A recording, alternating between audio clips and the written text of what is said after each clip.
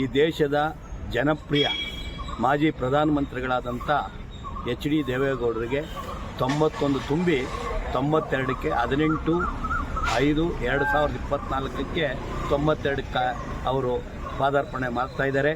ಅವರಿಗೆ ದೇವರು ಆಯಸ್ಸು ಐಶ್ವರ್ಯ ಎಲ್ಲ ಚೆನ್ನಾಗಿ ಕೊಡಬೇಕಾಗ್ತದೆ.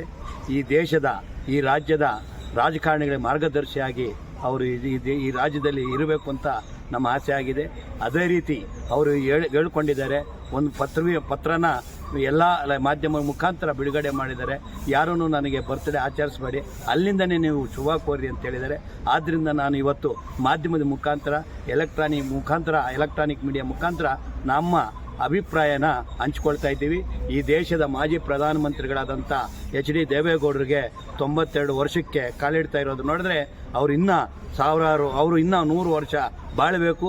ಇಲ್ಲಿ ನಮ್ಮ ರಾಜ್ಯದಲ್ಲಿ ಈ ಆಗಿರ್ತಕ್ಕಂಥ ಈ ಲೋಪದೋಷಗಳು ಅವ್ರ ಕಣ್ಣೆದುರಿಗೆ ಇತ್ಯರ್ಥ ಆಗಿ ಅವರು ಸಂತೋಷವಾಗಿರಬೇಕು ಅಂತ ನಾನು ಈ ಮೂಲಕ ಬೇಡಿಕೊಂಡು, ಮತ್ತು ಅವರು 100 ವರ್ಷ ಆಯಸ್ಸು ದೇವರು ಕೊಡಲಿ, ಅವರಿಗೆ ಶಕ್ತಿ ತುಂಬಲಿ ಅಂತೇಳಿ ನಾನು ಈ ಮೂಲಕ ಮಾಧ್ಯಮದ ಮುಖಾಂತರ ಮತ್ತು JDS ಜಿಲ್ಲಾಧ್ಯಕ್ಷರ ಆದೇಶದ ಮೇರೆಗೆ ನಾನು ಈ ಶುಭವನ್ನು ಕೋರ್ತಾ ಇದ್ದೀನಿ. ನಾನು ಚಿಕ್ಕಬಳ್ಳಾಪುರ ಜಿಲ್ಲೆ JDS ಜಿಲ್ಲಾಧ್ಯಕ್ಷರು BN ಮುನಿಯಪ್ಪ ಅಂತ. ನಾನು ತಮ್ಮಲ್ಲಿ ಕೇಳ್ಕೊಳೋದಿಷ್ಟೇ, ನಮ್ಮ ದೇವೇಗೌಡರಿಗೆ 100 ವರ್ಷ ಆಯಸ್ಸು ಕೊಡಲಿ ಅಂತ ಕೇಳ್ಕೊತಾ ಇದ್ದೀನಿ. ಈಗ ಅವರು 92ಕ್ಕೆ ಕಾಲಿಡ್ತಾ ಇದ್ದಾರೆ.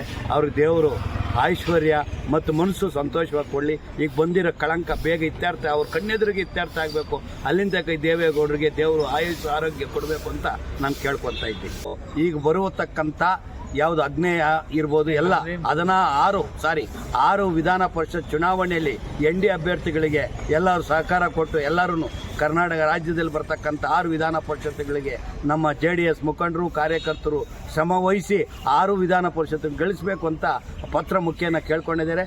ಅದೇ ರೀತಿ ನಾವು ಚಿಕ್ಕಬಳ್ಳಾಪುರ ಜಿಲ್ಲೆಯಲ್ಲಿ ನಾವು ಎಲ್ಲ ತಾಲೂಕಿಗೆ ಭೇಟಿ ಕೊಟ್ಟು ಅವರ ಆದೇಶದಂತೆ ಪಾಲನೆ ಮಾಡ್ತೀವಂತ ಈ ಮೂಲಕ ನಾನು ವಿನಂತಿ ಮಾಡ್ಕೊತಾ ಇದ್ದೀನಿ.